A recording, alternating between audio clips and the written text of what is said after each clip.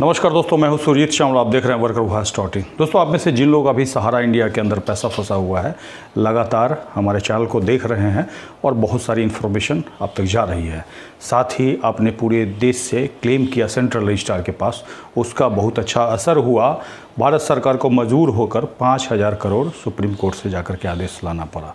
लेकिन इसके बाद भी आपका बहुत सारा सवाल है, जिसका जवाब आज हमारे इस लेटर के माध्यम से मैं आपको देने जा रहा हूं, जो कि सेबी के द्वारा प्राप्त हुआ है। हमारे पास जो सेबी का जो लेटर ये आया है, सेबी ने नहीं भला भेजा, बल्कि हमने जो भेजा था उसी को सेबी ने रिटर्न किया है और उसी के साथ एक लेटर दिया है, और जिसके माध्यम से ये जानकारी प्राप्त हुई कि सहारा इंडिया का तकरीबन 15 स्कीम है, जिसका पूरे देश के जमाकर्ताओं का पैसा फंसा हुआ है। और वो 15 स्कीम कौन कौन सा है, और उस स्कीम का अगर आपके पास पेपर है तो आप कहाँ शिकायत करेंगे, इससे हमें ये फ़ायदा मिला हो।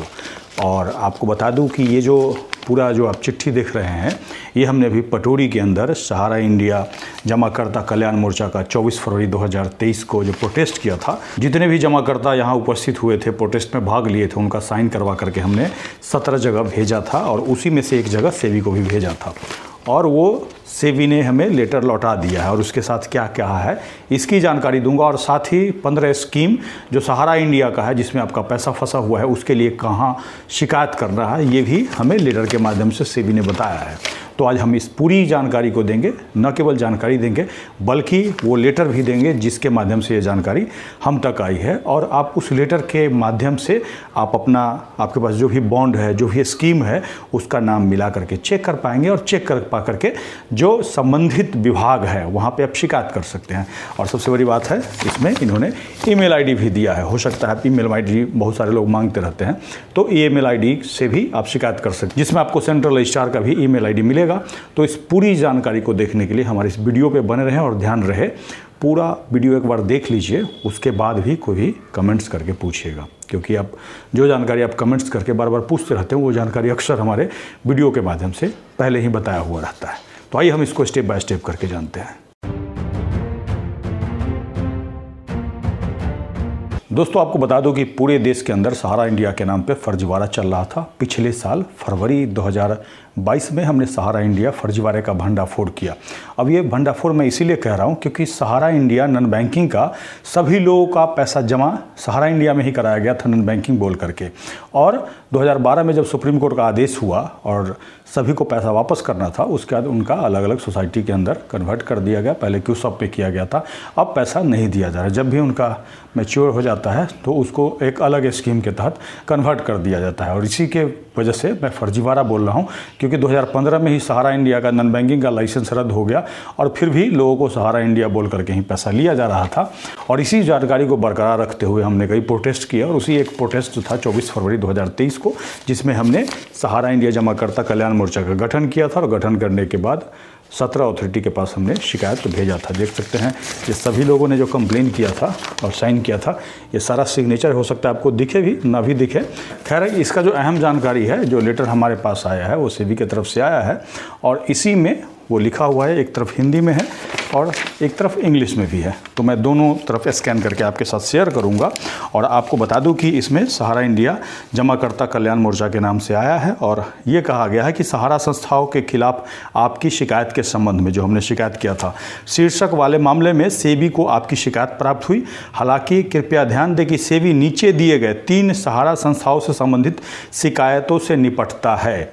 अब जो लोग या फिर जो एजेंट आपको ये कह रहे हैं कि सेबी पैसा देगा तब आपको मिलेगा, उनको आंख खोलने के लिए लेटर काफ़ी है, क्योंकि सेबी ने यहाँ पे स्पष्ट कर दिया है कि आपके पास 3 संस्था का अगर पेपर है तभी वो आपके पैसा दिला पाएगा, या फिर जो भी आपका कंप्लेन है उसको रिजॉल्व कर पाएगा। पहला है Sahara India commercial corporation limited, मैं इसको स्क्रीन पे भी दिखाऊंगा, और अगर आपके पास पेपर है तो आप मिलाते जाइए। उसके बाद दूसरा है Sahara India real estate corporation limited. तीसरा है Sahara housing investment corporation limited. अगर आपके पास तीनों ये बॉन्ड पेपर है तो इसके लिए आपको सेबी के पास शिकायत करना चाहिए, और उसी के बाद आपका पैसा मिल पाएगा। लेकिन आप पूछेगा सेबी तो भी पैसा दे नहीं रहा। आपको बता दूं कि 2012 से 2018 तक सेबी के द्वारा पैसा दिया गया है, और अभी उस पैसे का क्या करना है जो सेबी के रिफंड खाते में है, और इसके लिए सुप्रीम कोर्ट के अंदर केस पेंडिंग है। तो ये तीनों पेपर है, तो थोड़ा सा वेट कीजिए। सुप्रीम कोर्ट का जो भी जजमेंट आएगा, केस उसमें है पेंडिंग, तो हम उसकी सही जानकारी देंगे। इसके बाद दूसरे पॉइंट में लिखा हुआ है अन्य सहारा संस्थाओं के संबंध में संलग्न सूची के अनुसार आप उपयुक्त प्राधिकार से संपर्क कर सकते हैं। उसके बाद नीचे तीसरा पॉइंट लिखा हुआ है उपरोक्त को ध्यान में रखते हुए आपकी शिकायत वापस की जा रही है। हालांकि हमने सोसाइटी के बारे में जो कॉपी था इसीलिए भेजा था, इनको फॉरवर्ड करना चाहिए था। फॉरवर्ड करते तो हो सकता है ये वाला चिट्ठी हमारे पास नहीं आ पाता और ये जानकारी हम आप तक शेयर नहीं कर पा रहे हैं, क्योंकि अभी तक जितना भी हमने कंप्लेन सेबी के पास भेजा है उन्होंने जो संबंधित अधिकारी है उसको फॉरवर्ड कर दिया है और अभी हमारे पास ये वाला लेटर लगा करके ऊपर से भेजा है। अब जो इनक्लोज इन्होंने किया है इसमें वो मैं आपको एक कर करके बताऊंगा कि, और आप अपना पेपर देख लीजिए, पेपर देख करके आप मिलाइए। मैं इसको आपको स्क्रीन पे भी दिखा रहा हूँ। अगर आपके पास सहारा क्रेडिट कोऑपरेटिव सोसाइटी का पेपर है, सहारियन यूनिवर्सल मल्टीपर्पस सोसाइटी, उसके बाद सहारियन मल्टीपर्पस सोसाइटी लिमिटेड, उसके बाद हमारा India cooperative society, star multipurpose cooperative society limited, ये सब जो है इसके लिए आपको central registrar multi state cooperative society को भेजना होगा शिकायत। इसका पता यहाँ पे दिया हुआ है लेकिन उन्होंने पुराना वाला पता दे दिया है, लेकिन मैं आपको यहाँ पे नया वाला पता आपको लिख करके दूंगा। इसके बाद पाँचवा है सहारा प्राइम सिटी लिमिटेड। इसका आपको UP real estate regulation authority को यहाँ ईमेल आईडी दिया हुआ है। उसके बाद यहाँ पे भी लखनऊ का पता दिया हुआ है, जो कि आकर के आप चेक कर सकते हैं। और इस सभी जानकारी को अपने ब्लॉग www.workervoice.in पर अपडेट कर दूंगा, जहाँ करके जा करके आप खुद से पढ़ सकते हैं और इसके साथ इसका कॉपी भी दे दूंगा। हाँ, इसके बाद छठा है सहारा सिटी होम, सहारा सिटी। इसको आप UP real estate regulatory authority के पास, मतलब सेम वही एड्रेस होगा जो कि यहाँ पे आपको लिखा हुआ है, उसके पास कंप्लेन करना है। इसका भी ईमेल आईडी यहाँ पे मेंशन किया हुआ है। सातवां है Sahara deposit and investment India limited. इसका जो शिकायत करना है आपको मिनिस्ट्री ऑफ कॉर्पोरेट अफेयर्स में।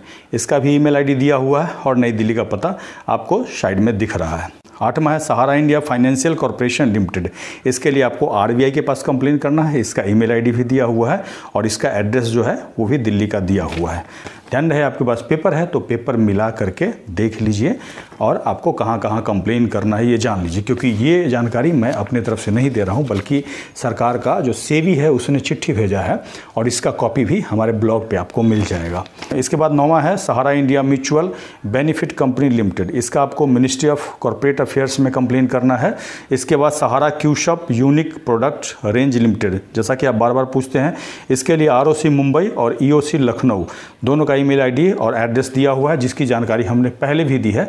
अगर आपने हमारे उस वीडियो को नहीं देखा तो यहाँ पे आई बटन पे क्लिक करके देख सकते हैं। साथ ही मैं नीचे वीडियो के डिस्क्रिप्शन में भी लिंक दे दूंगा। इसके बाद हमारे पास दो और कंपनी का लिस्ट इन्होंने दिया है। एक है सहारा क्यू गोल्ड मार्ट लिमिटेड, जिसका मिनिस्ट्री ऑफ कॉर्पोरेट अफेयर्स के अंदर कंप्लेन करना है आपको। और सबसे लास्ट में है Sahara India commercial corporation limited. इसका रजिस्ट्रार ऑफ कंपनीज कोलकाता, उसके बाद state police of respective complainant, यानी कि जहां का आप शिकायत करता है उसके स्टेट के पुलिस के पास आप कंप्लेन कर सकते हैं। और इसी में दिया हुआ है सेबी के पास भी आप कंप्लेन कर सकते हैं, जिसका पता यहाँ पे दिया हो। इन्होंने यहाँ पे दो का ईमेल आईडी नहीं दिया हुआ है, लेकिन जो रजिस्ट्रार ऑफ कंपनी है कोलकाता उसका ईमेल आईडी दिया हुआ है। तो जहां ईमेल आईडी नहीं दिया हुआ है वहां आप डाक से भेजें, और जहां ईमेल आईडी दिया हुआ है वो आप वहां खुद से कंप्लेन लिख करके भेज सकते हैं। पूछेगा कंप्लेन कैसे लिखेंगे, काफ़ी सिंपल कंप्लेन लिखेंगे।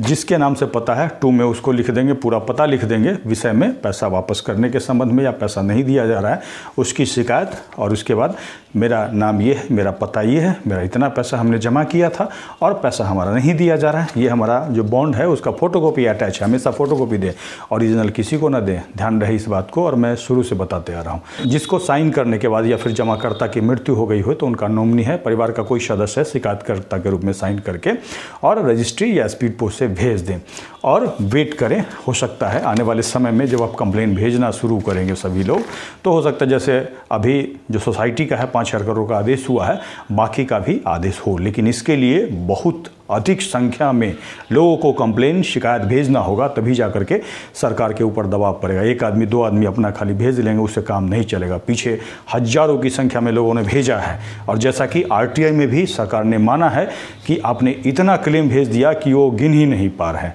अगर आप ये जानना चाहते हैं कि आरटीआई में क्या जवाब दिया गया या खुद से आप आरटीआई का जवाब पढ़ना चाहते हैं तो हमारा पीछे वीडियो जा करके देख सकते हैं, और साथ ही मैं नीचे वीडियो के डिस्क्रिप्शन में भी लिंक दे दूंगा। दोस्तों, ये जानकारी आपको कैसी लगी कमेंट्स करके ज़रूर बताएंगे। अपने सभी दोस्तों और परिवारजनों को शेयर करेंगे ताकि किसी का अगर पैसा फंसा हुआ हो तो ये जो सेबी के द्वारा जानकारी आई है, इस जानकारी से कहीं ना कहीं उनको बेनिफिट मिल सके। अगर आप हमें फेसबुक पे देख रहे हैं तो पेज को लाइक करेंगे, यूट्यूब पे देख रहे हैं तो चैनल को सब्सक्राइब करेंगे, वीडियो को अधिक से अधिक शेयर करेंगे ताकि अधिक से अधिक साथियों तक ये जानकारी पहुँच पाए। इसके साथ ही विदा लेता हूँ, जल्द ही एक नई जानकारी के साथ मिलते हैं। धन्यवाद।